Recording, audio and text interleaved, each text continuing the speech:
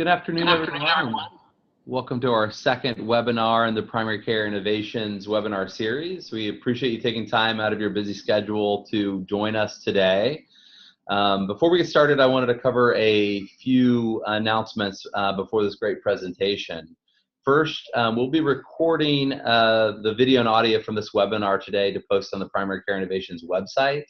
So if you could please mute your audio and video, unless of course you'd like your video to be shared with others on our website. And if you have any questions, just type those into the chat box. And to find that, you can click on More on the bottom and just type any questions. I'll be gathering questions to help organize questions at the end of the presentation for our presenters. Second, I'm pleased to announce that we've set a date for our 4th annual Primary Care Innovations conference. And so save the date, which will be Friday, March 6th, 2020, here in Gainesville again at the Harrell Medical Education Building. Watch your email for announcements regarding call for innovations and, of course, registration. Today, I'm thrilled to have Drs. Oxner and Guerra from the University of South Florida. They'll be sharing their work focused on building a patient-centered partnership to address trauma in primary care. Dr. Asa Oxner graduated from the University of South Florida Morsani College of Medicine in 2011 and completed her internal medicine residency at Harvard's Beth Israel Deaconess Medical Center in 2014. She has an interest in global health and health disparities, which led to her work on repairing the infrastructure in Sierra Leone for 14 months during and after the Ebola epidemic, respond to Hurricane Maria's devastation in Puerto Rico, and led quality improvement projects within primary care at the University of South Florida that reduce health disparities. Dr. Lucy Guerra is a professor of medicine at the University of South Florida Department of Medicine. She received her MD from Mount Sinai School of Medicine and completed her residency at the University of Wisconsin. She is the Division Director of General Internal Medicine at USF and Associate Program Director for the Internal Medicine Residency Program. Her work with the underserved she was awarded for that work by the Tampa Bay Healthcare Hero with the Tampa Bay Healthcare Heroes Award in 2010 and the Molina Healthcare Community Champions Award in 2014. She's a member of both Alpha Omega Alpha and the Gold Humanism Honor Society. I want to thank both of them for sharing us today, and we're going to switch over the screen and allow them to take over the presentation. Thank you very much, Ryan. So we're going to tag team it. I'll talk first, and then Dr. Guerra will take over the second half. And we have no disclosures. We're primary care, so we don't have anybody who sponsors us. Our learning objectives, we're really going to tell a story of how USF integrated trauma awareness into one of our continuity clinic sites, and then some of the recommendations for screening for trauma in primary care. And we'll start by talking a few slides defining trauma and why it's important to understand trauma. The base definition of trauma is an intense and overwhelming experience that involves serious loss, threat, or harm to a person's physical or emotional well-being. This can be a single event or multiple repeated events. It might be at any age. It can be from childhood, even through geriatric populations. Usually the hallmark of this is that because this traumatic event overwhelms people's coping strategies, that results in them making decisions that are harmful to their own health in the long term. And we'll explain what that means in the next few slides. Some examples of trauma, these are things that clinicians are going to recognize if they hear their patients talking about it. So in childhood, it would be neglect and abandonment, food insecurity counts, death or divorce in the family, and then rough living conditions, like a family member who is addicted to drugs or alcohol, or a family member who's incarcerated, living in a violent neighborhood. I also think most clinicians would readily recognize sexual assault as a traumatic event that's going to cause stress and overwhelm coping mechanisms. Something, though, that we probably think less often about is people who have really serious disabling conditions or a really big change in their health. This happens later in life for a lot of patients, but like if they have a really severe sickness, they go into the ICU and then they've lost 2 or 3 of their ADLs by the time they get out. That can really overwhelm not only them, but their whole family. And we know healthcare is one of the largest causes of debt in the United States. So it impacts all of their decisions, more than just their health decisions. It really changes their whole life. And that could be traumatic. Other things that come up frequently is, patients who've been experiencing war or combat. We've got a lot of refugee populations in Florida, throughout Florida, and they usually have experienced some kind of violence. If it's not full war, it might be another smaller scale violence, but to their own life, it's not small scale. Of course, catastrophic things, hurricanes happen a lot in Florida. Other natural disasters like floods are also happening more and more commonly. And sometimes we also overlook that our patient might not have been the victim of trauma, but may have been the observer of trauma. And that can be just as traumatic to them. And so it's really more of how does it affect their life, not whether or not they got physical injury from it. So that's something to keep in mind. And why is it important for us as doctors to ask about trauma? I think we often say, well, this is just a mental health thing, but it's not a physical health thing. So there's actually a very large study that we're going to spend a couple slides talking about, and it was the ACE study, which stands for Adverse Childhood Experiences. And this was conducted by the CDC and Kaiser Permanente. It was a cohort that they followed for 10 years, 17,000 people. And they actually specifically looked for the impact on health outcomes of people who were exposed to trauma in the 17,000 compared to people who were not self-reported as being exposed to trauma out of their 17,000. This is the largest study ever done on the subject. And these are the questions that they used in order to classify people between the two groups, either exposed or unexposed. So the exposed patients answered yes to some of these, at least one of these questions, which would put them into exposed to trauma group. And one thing that's very interesting about the population of 17,000 is this would be their table 1 on demographics. If you look at it, it is 80% white, which includes Hispanic, 50-50 men and women, 74% had attended college, and 62% were age 50 or older. So I think it's important to spend a second talking about this because this is a population who as clinicians, our inclination is that this population is protected against trauma. They're white, they're more educated, so we are assuming that they're going to be having less socioeconomic stressors, less trauma. They might be able to handle a big financial loss more easily since they're college graduates and would have a higher income. But in fact, let's look at what they found. Despite the fact that their population was quote unquote protected or less likely to be victims of trauma, according to their population, they still found that 1 in 4 of the people who were exposed to trauma were reporting at least 2 categories of these adverse childhood experiences.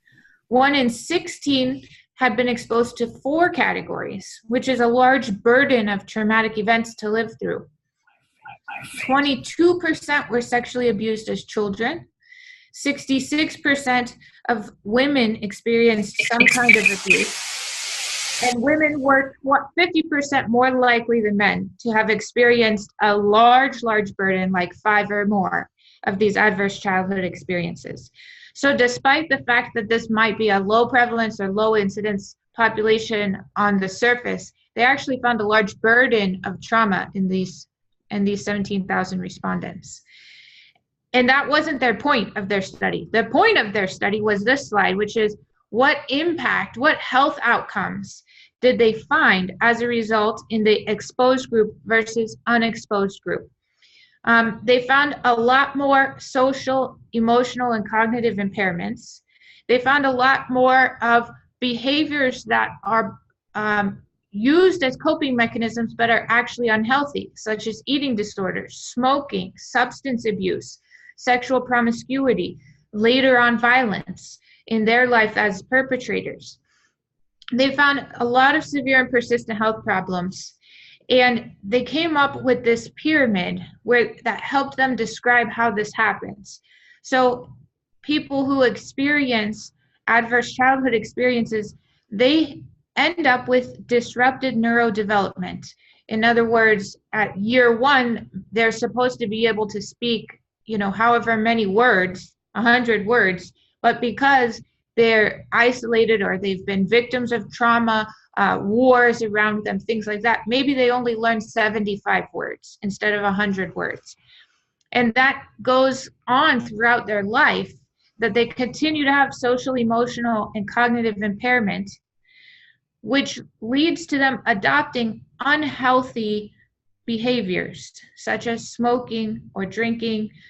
Their group of people who they learn health literacy from are not as well educated in health literacy as well. And that, of course, is going to result in things that we know cause diseases, lung cancer, diabetes, etc.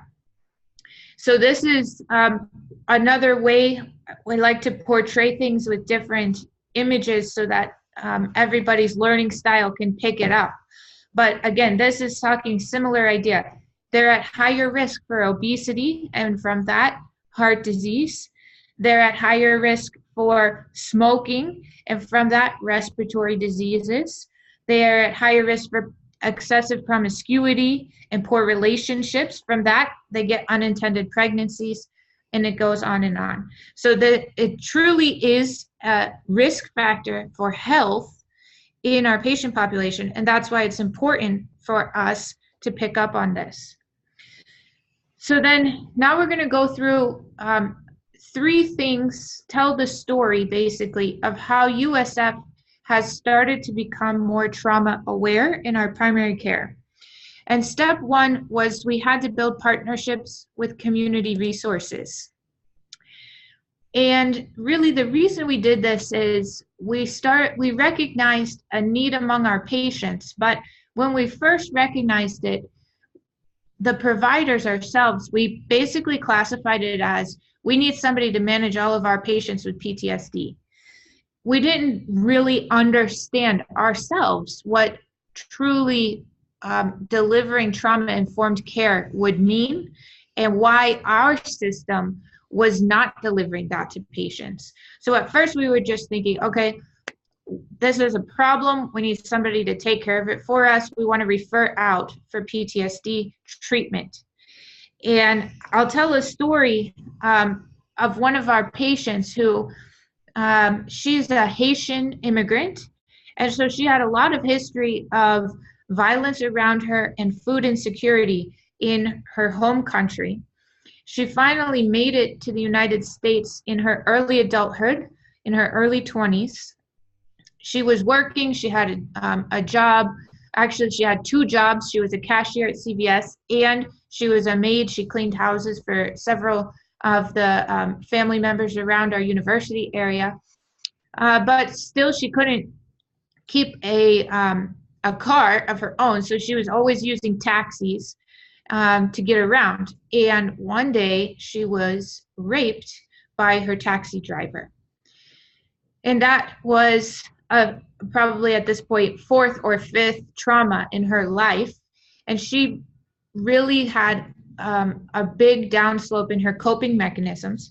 She also had diabetes. And so her diabetes, which was pretty well controlled, became very poorly controlled. And she gained a lot of weight because she developed basically binge eating disorder as a mechanism to compound her previous food insecurity from Haiti and now her depression from being raped. She had no idea who to reach out to. And she came to our clinic, and I saw her first in one of our clinics that has less resources for behavioral health. And I didn't know what to do, except I sat with her for 15 minutes and she cried. And I said, I'll refer you to psychiatry, and the wait's 3 months, and I'll try to email them and get you in earlier. And that's the best that I could really do. So we also realized at the same time that while we needed a place for our patients to go, we also had providers who were not very good at taking care of patients, and that we would make mistakes, such as suggesting things for her diabetes that were not reasonable for her to be able to do right now, when I don't understand how this trauma impacts her health day to day. So the first thing that we did is we partnered with a community partner called Crisis Center of Tampa Bay. And they provide a lot of services for free in the community, including trauma counseling. They are the site that receives all rape cases from the sheriff's office. So they go there first and they do the rape kit and sexual assault investigations. They also do survivor empowerment as a result of sexual assault. They run the suicide hotline for Hillsborough County, where Tampa is. They run an ambulance service within the city limits of Tampa, and they manage some of the drug and alcohol crisis treatments. So they are kind of a safety net. They receive state funding and a lot of grant funding. They're the safety net for Tampa. So we reached out with them and started talking, and they were thrilled to have a primary care practice who was interested in partnering with them, because that's something that they didn't have before either. So they volunteered for free to us. They took one of their counselors and embedded their trained crisis counselor into our primary care clinic 2 half-days per week immediately. And all of a sudden, we could send patients straight from exam room 1 over to counseling room 1. And there was no wait time in between. And they could also, that counselor knew all of the other services that the crisis center offered. So if they needed to get a rape kit, or if they needed to get connected with Meals on Wheels, or any of these options, then they would be able, or a rehab program or whatever, they would immediately start activating the other services that the patient needed. So that was kind of our first step that we worked on. Then from that point on, because it worked so well the first few months that we did this, we were able then to coordinate with behavioral health specialists, particularly one of our clinics where we have more underserved populations or underserved patients. So we then looked at how we would find patients who are suffering from trauma within our own existing patient populations, and we worked with the Tampa Bay Crisis Center to create a protocol for screening. So we first did this in the resident continuity clinic, and then we also did some training for the residents and the staff who worked at the clinic site to help deliver a trauma like screening survey, so to speak.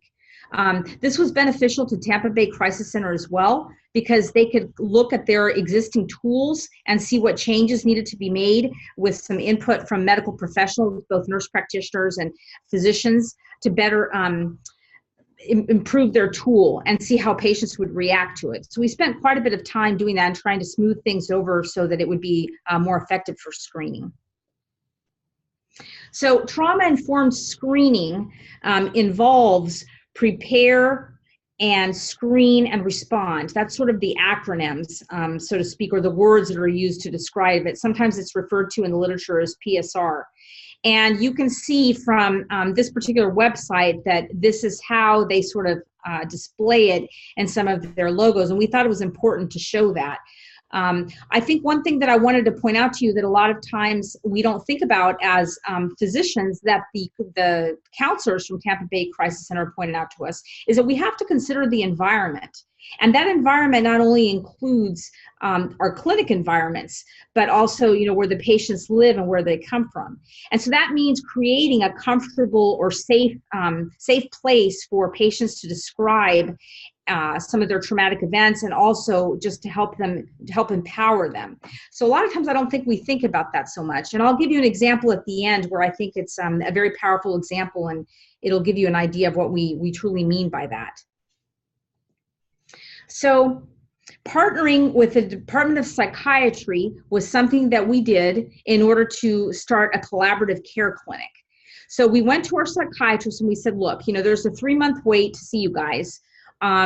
We know that you take care of a lot of our patients on a regular basis. We have a lot of referrals. Maybe there's something that we could do where you could work with us to see our patients in a joint setting where we have internal medicine there, psychiatry there, and a counselor for Tampa Bay Crisis Center. And maybe if we could have you see them once, we could then follow up, and we could have the expertise of the counselors from Tampa Bay Crisis Center, and then you wouldn't need to see these patients as often. And they thought that was a fantastic idea. So we were able to have the Department of Psychiatry come to our Health Park location, which is our resident clinic location, or one of them, where the Tampa Bay Crisis Center's counselors were already coming, and we set it up for a half day. And the idea would be that patients would have an appointment that same day with internal medicine. They would see a psychiatry resident the same day with their attending. We would have the counselor there, and then we would have a case conference. And we built it into the schedule so that these sort of high-risk patients and patients that were really having to deal with a lot of traumatic events and the repercussions from that, we could talk about all that and see how it impacted their overall medical health as well as their behavioral health. And our goal, we've been doing it now for almost 2 years, and our goal is to expand it so that we could then, have 2 half days. At one of the initial presentations that we gave for the Innovations in Primary Care Conference, we talked about this particular clinic and the data, et cetera, that we were able to glean from that. And what we found is that a lot of these patients, we were able to prevent them from going back to the emergency room or from being Baker-acted, admitted to some of the psychiatric mental health services around us. So we have continued with it, and we have been able to get some small grants, et cetera, to help us so that we can continue to have the counselors from Tampa Bay Crisis Center come regularly. So what are some of the things that USF has done to become trauma aware? Well, we've partnered with patients as well.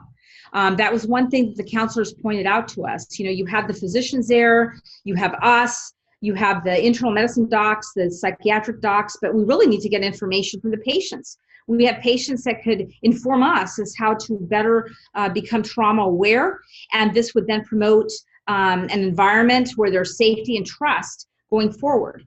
So we figured out a way to do this, which is to apply for something called a PCORI grant. So that may be something that a lot of you on the call may not be aware of. We certainly weren't. It is called Patient-Centered Outcomes Research Institute Grant. My understanding is that this was developed under the Obama administration, and it is a type of grant that anybody can apply for in the country, but the goal of the grant is not hardcore scientific research.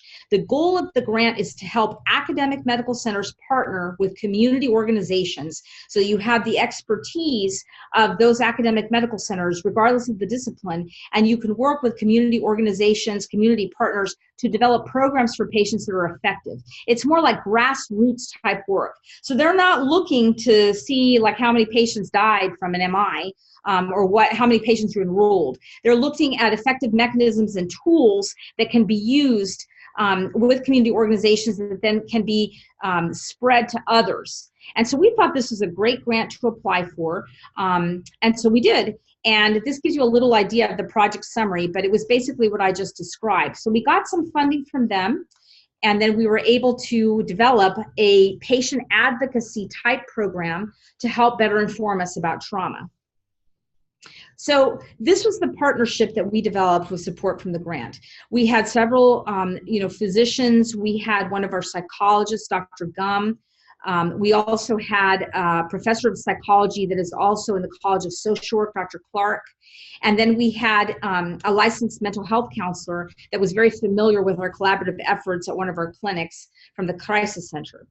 Then we looked to see of the patients that we had taken care of collaboratively, who we could find to be on the council. And we were able to find 5 of them. These were folks who had had a very diverse type of trauma in their life. They had been our patients for a long time, so this was not someone that we had just met once or twice. And then we were able to find a pretty diverse population in terms of age, educational background, et cetera.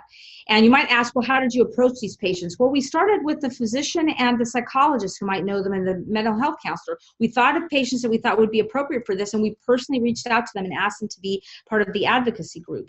And I think everybody said yes. I think we might have had a few that couldn't do it because of some issues with their schedule, but for the most part, they were very happy that we were asking for their assistance with this program. So one thing that I'll point out is that with the grant, with the PCORI grant, we did pay for their time. So everybody received a stipend for sitting on the council. And we also paid for transportation. And we had a few other little like quirks that we would give them so that it would make it easier for them to come to our meetings and things like that. And that seemed to be very, very helpful. So some of the strategies that we developed after having these discussions over about a year, which is what the grant supported, is that patients needed to feel, just like some of these partners that were part of the advocacy group, that they needed to be able to step out of the room. If one of us approached them in the clinic with something related to their traumatic experience, they might need a timeout, just to be able to figure out how they could best answer our questions and best cope. So we thought that was very interesting. We never really heard that from patients before, and it wouldn't have occurred to us. We also felt that there needed to be like safe communication with positive intentions. So there needed to be an explanation as to maybe why you were asking the patient specific questions about an event, let's say when they were raped. If you came with the patient with a type of tone that explained, listen, you know, I know you've explained this several times, but I have a specific question about what happened to you, then the patient would be more likely to not have to ask, like, why are you asking me this for the 100th time, and have an understanding. We also felt that another thing we could do with our partners, with these patient partners in the advocacy group, was to ask very specific questions, but not to ask questions in such a way that they would have to relive the experience. They find that, like, reliving the trauma to be just something horrific. You know, a lot of these folks have been through the healthcare system. They've told their story a million times. And from the perspective of the patient that was on the advocacy group, they were like, listen, is it really necessary? Could there be something you could do with your chart or something that would give a brief summary of what happened to us in the past, where we wouldn't have to answer the question again and again and again? We thought that was a very interesting point. We'd never really thought about that. And then when we met with the patient partners for the advocacy group, we would always have a check-in and sort of a check-out, which is, you know, how are you doing today, when we would start the meetings? What are some of the goals? What is your agenda? Like, what are the things you guys want to talk about for this meeting, as opposed to having the experts, so to speak, in trauma tell you what we're going to talk about? And they loved that. So they would send ideas about the agenda, and we would then have it set up so that it was sort of an open forum, but with some of their topics for discussion. And then we would end by, you know, talking about, like, is anybody feeling like very badly about the discussion we have, etc. We also went by first names. We did not have them speak to us as doctor. We introduced ourselves as by our first names. We told them something about our personal experiences, even with our own traumas as physicians or in our lives. Same thing with the other providers. And it was just a great way to foster this safety. And to have very good discussions that would help us be more trauma informed going forward. So these are some of the more concrete things that they came up with as part of the PCORI grant and the advocacy group in terms of approaching patients. So I'm going to give you the best example I can think of, and maybe that will help to kind of bring things home, so to speak. So in one of our clinics, we took care of a gentleman, which was from the country of Eritrea. I'm not sure if I'm saying the name of the country correctly. It is in Africa, and it's near Ethiopia. And he was brought in by a World Health Organization advocate. He was a survivor of torture through ISIS. And he was brought in with a new patient appointment, with paperwork from the WHO and an advocacy group here in Tampa that helps victims of torture. The patient did not speak English. And using our translation line, we actually, the particular sort of dialect that he spoke was not something we offered through our translation line. So we were like, wow. So the first few visits were using someone from the advocacy group that was able to communicate with him from the group that was for patients that have had traumatic events. But eventually, we're talking to our advocacy group. It hadn't really occurred to us, but we were like, well, wait a second, maybe we can call and just have that particular dialect added as a language that we can use. So we did that. This patient had been living in Ethiopia, and he had been traveling to Israel. He was an IT specialist. He had a family. He was not a supporter of ISIS. And he was captured on his travels, and he was tortured. He was burned. He was whipped. And why they didn't kill him, I'm not sure. But from what we gathered from the information that we received from the paperwork, etc., his family was what ISIS was after. They thought for some reason that his family had big money, and they would be able to pay money so that ISIS would release him. When that did not materialize, the patient was, the gentleman was left in the middle of the desert and picked up by a UN convoy. And eventually he made his way to the United States. And this is how we ended up seeing him in our clinic. So we have now taken care of him for over a year. He has made tremendous progress. We are very grateful for what this advocacy group allowed us to do because of some of the things that they raised. So for example, we got this particular language added to the translation line. We also were able to create a flag in Epic so that when you open up the chart, with Epic as our EMR, there is a very brief summary that's in bold. That's the first thing you see that's under a care coordination note that explains this gentleman's background. So that way he doesn't have to explain it 500 times to different people if he's seen in the ER, et cetera. So those were two very effective things that we felt came from the recommendations made by the advocacy group and has really helped us to be able to better care for this patient and not have him relive the trauma every single time. So I thought that was a great experience to share with you all. So going forward, our goal is to take these lessons that we have learned. The PCORI grant has run out because these PCORI grants usually are for a very limited period of time.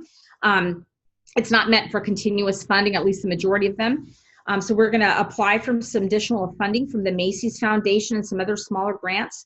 And our goal is to try to expand the services we offer for patients with the collaboration of Tampa Bay Crisis Center and psychiatry. And we will continue to work with the advocacy group as much as we can, despite the fact that the grant has ended. Many of them, loved what this experience did. They felt that they were giving back after the experience that they had, and hopefully they will continue to assist us as volunteers, et cetera, as this whole project sort of evolves.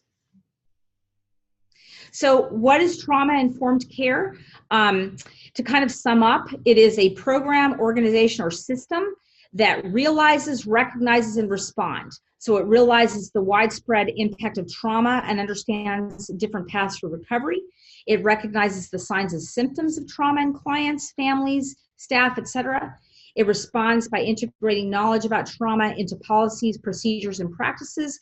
And ultimately, we seek to prevent re-traumatization, which I think is something that many of us maybe have not been aware of in the past. And hopefully you will be now going forward after listening to the talk. There is an organizational culture that you can create, and SAMHSA is an organization which distinguishes or helps to distinguish trauma-informed care at the organizational level and trauma-specific interventions at the clinical level. So the organizational level recognizes the role of all personnel in implementing trauma-informed care and interacting with patients, and also recognizes the likelihood that trauma is a common experience among personnel as well as patients. And that's something that we often forget. Many of us have had trauma in our lives. We have had better coping mechanisms perhaps than some of our patients, but we also recognize that it exists among our providers and our staff, our residents, students, etc. And we have to be open to that. So ideas to promoting or to improving trauma-informed communication from all of our team members is what I mentioned about our electronic medical record and the care coordination note that we're able to put in now.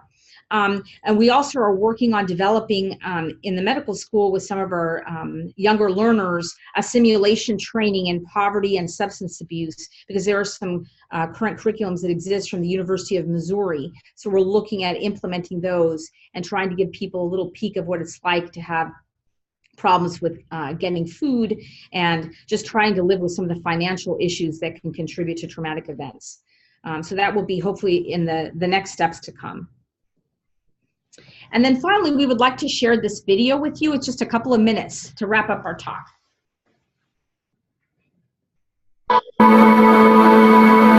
How can you ask someone about their body? How can you ask somebody about their mind and not recognize their experiences in the world as they're living in that body, as they're thinking and having that mind? It really is about recognizing people as whole beings and not just body parts. To me, that's trauma-informed care.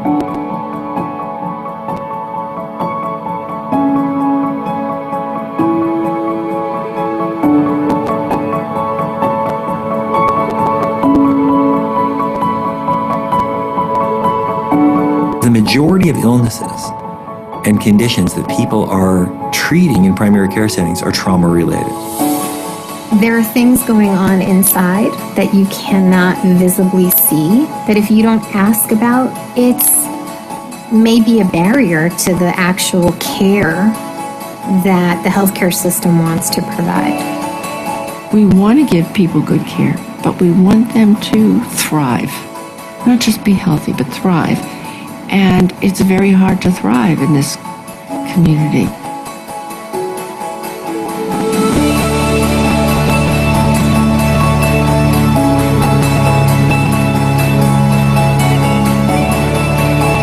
I experienced patients that were behaving in ways that were really stressful, cursing, yelling, really heightened emotions at the front desk, in my office, breakdowns.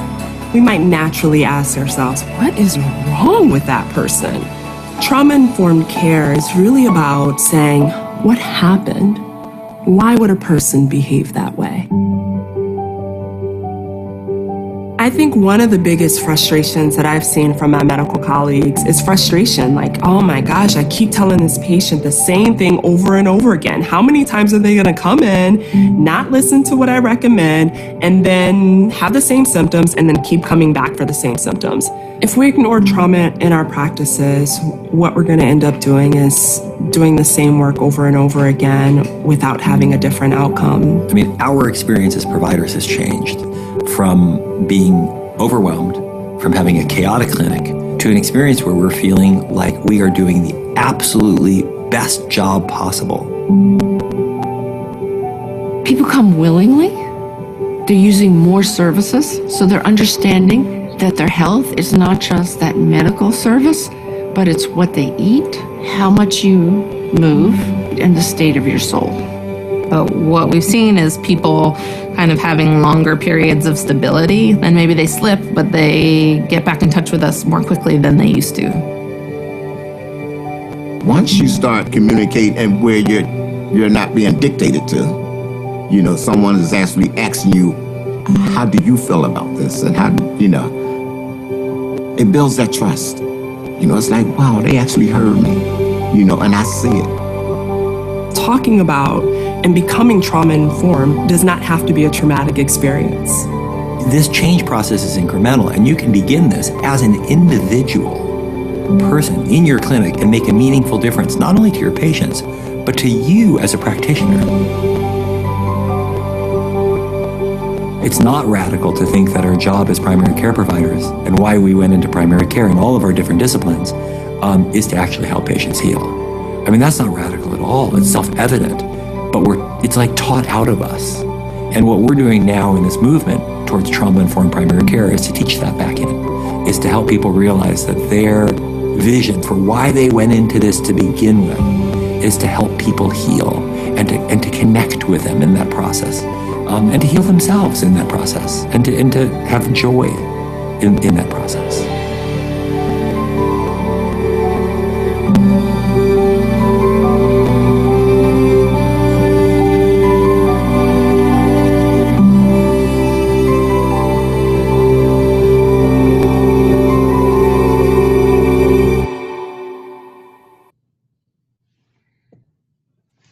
So we want to thank you guys for participating in the webinar today, and we're happy to answer your questions. And these are just the references which you guys can look through. There's a lot of good information on there as well. So I'm going to share the screen back, I think. Great. Thank you so much, Drs. Oxner and Guerra. What a wonderful presentation and fantastic work that you all are doing at the University of South Florida. A couple questions I had, and for others that are on the call, certainly you can send a chat message as to your questions. One that jumped out was the patients that were involved in your panel mentioning this kind of time out moment. Have you all incorporated that into your practice? How has that kind of worked? Is that something you're just more aware of or ask a patient about? How have you incorporated that? So I think especially when the patient comes to see us the first time, if they screen positive using the tools that we explained for trauma, then we enter the room and we ask them, we say, listen, we would like to talk to you about, what you marked as positive on this survey. We want to ask you a few more questions about what you said was with respect to your rape, your childhood abuse, et cetera. So we kind of set the stage to tell them that we're going to ask those questions and ask them if it's okay. 9 times out of 10, if the patient's prepared for that, they're more than willing to answer those questions. And we try to explain why. Like, I guess the best example I can give you would be like, we're concerned that you might have a positive syphilis test. And we need to know, were you tested for that? Do you know if you were, especially if it was something that took place several years ago? So they usually, if they know you're going to ask the questions, they'll say yes. If they don't feel comfortable, then we say, that's fine. We can ask you some of these questions maybe when you come the next time. It's important to us, and this is why. And then that's what we sort of consider a timeout. Like if it's not appropriate then because they're not comfortable, then we can address it the next time. And we found that to be pretty effective. What they hate is when you just go in there and you just ask a bunch of questions. They're like, why are you asking me this? Wasn't I tested for this already? Because it's very traumatic to be asked the same thing again. So. With the adding, I know you mentioned adding into EPIC the patient's story of kind of their whole background so they don't have to relive it. Do you also in that message in EPIC have some sort of explanation to people? Because I could also see somebody opening a chart, reading through this horrific history, and then wanting to go and go and talk to the patient about it because, oh gosh, I wouldn't have known this otherwise. Now I know I want to go talk about it.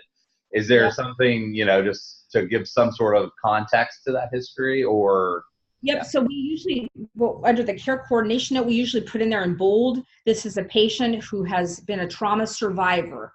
Please refrain from asking questions unless absolutely necessary. It's almost like we're paraphrasing what we kind of discussed in the talk. And because it may re-traumatize them. We do it just like that. And then we provide a brief summary, And then we usually will put in there, like, if you want more details, please go back to the progress note on X date so that they can look to see where they might have shared more when they were a new patient, et cetera, or psychiatry's note. And then the records or the counseling from the Tampa Bay Crisis Center counselors, unfortunately, they're not allowed to document in EPIC, but their notes can be scanned. And so they will sometimes follow up with the patient after the patient has left the clinic and call them, et cetera, and they will send us notes that get scanned to the chart. So those are available to whatever physician, nurse practitioner may need them. We found that to be a pretty effective way because we know when people aren't used to seeing that. So if they see that, they're like, oh, wow, I better not ask this. But then they see the story right there and kind of get an idea, Yeah. It also includes sometimes some contingency planning. So for example, I have a patient whose father was an alcoholic and beat her because he was an alcoholic. And so she's very nervous of any kind of controlled substances. And we talked with her about this before, and basically she said, oh, hey, like I heard that you can do this little alert thingy. Can you make an alert that says if I go to the emergency room or if I need surgery that I don't want a narcotic? And so we include that in there, the history, and don't bring it up again because you'll re-traumatize her. And the patient's wishes are, in such and such situation, they would like this. Mm-hmm. Excellent. A couple other questions we have was one, How have you, I know a lot of us are attempting to try to have a more collaborative space with psychiatry or psychology. Sounds like you've been incredibly successful in that. How have you, from a billing, scheduling perspective, been able to kind of co-locate those clinics? I think a lot of us run into a lot of barriers in doing that. You may have kind of overcome some of those. What were some of the biggest barriers, and how did you make it happen? So with regard to the space, I think we just approached psychiatry because they were very frustrated as well with the wait time for patients to get in. So we approached the chairman of psychiatry and some of the other psychiatrists, particularly those that work with the residents, and said, look, if we can have a space where we share pretty much the same exam rooms and the same resident conference space, then why can't you guys just come over here? And so they liked that, because that didn't mean that we needed additional rooms. It's already existing rooms that are just being shared. So, and then the fact that patients could get in more quickly, because when the patient leaves, the first time they're seen by internal medicine, if they need to be seen by psychiatry, then we make the appointment right there and then, the same day that we're going to be there again. And so it's very easy. The scheduler pulls up the patient chart, makes 2 appointments. The patient gets seen by both teams. Each clinic bills individually. Okay. But then we talk about them collaboratively. That's something that we'd like to do. We'd like to have like a shared note and bill for that. We have not been successful in doing that, but that really appealed to them. They're like, wow, if we don't need additional space and we have one scheduler doing it all, that cuts down work for everybody, Yeah.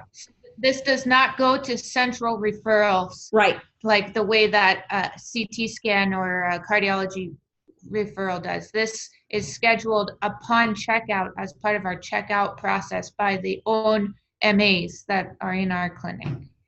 Got it. They'll verify insurance and get the authorization if it's some issue related to the insurance and them seeing our psychiatrist. And then, we use the data, after this has been going on for a year, we use the data in a cohort of 100 patients to let them know, look, you allowed us to do this, and look what's happened. We have prevented these patients from going back to the ER. We've cut readmission rates and ER visits by 30%. So, people in the C-suite and billing really like that. So, yeah. That went a long way. Absolutely. Last question for you all. You mentioned kind of a screening tool when folks are coming in. Is that a medical assistant going through trauma screening questions, or do you have a form people in terms of an intake are completing in regards to trauma? So it's a 5-question survey, and the medical assistant hands it to the patient and asks them if they can do it anonymously if they wish, but if they would like to fill out the form, and they almost always do. It's 5 questions. It's very simple. And if anybody likes, we can probably send it to you. We can post it. It is not validated. It's something we test, right? But we got ideas from other sorts of surveys that Tampa Bay Crisis Center had been using. Most patients fill it out. Some of them will fill it out and don't put their name on it. And then there's a question on there, do you want us to reach out to you? And they can mark it yes or no. So they have that option too. If they want, us to have the Tampa Bay Crisis Center counselor contact them right away, terrific. If they just want to fill it out and they mark no, we respect that. So great. We can send that to you. And absolutely, yeah. If you could send that, we'll upload it onto our website with this talk. And again, appreciate you all taking your time to give the talk. An amazing program you have down at USF, and I'm sure lots of us will be trying to emulate that. So we'll make sure your contact information is on there if people want to reach out specifically. So thanks again, and thanks to all those that took time out of their schedule. I know it's hard Friday in the middle of the day to do that, but we appreciate you guys joining us. So thanks so much. Thank you.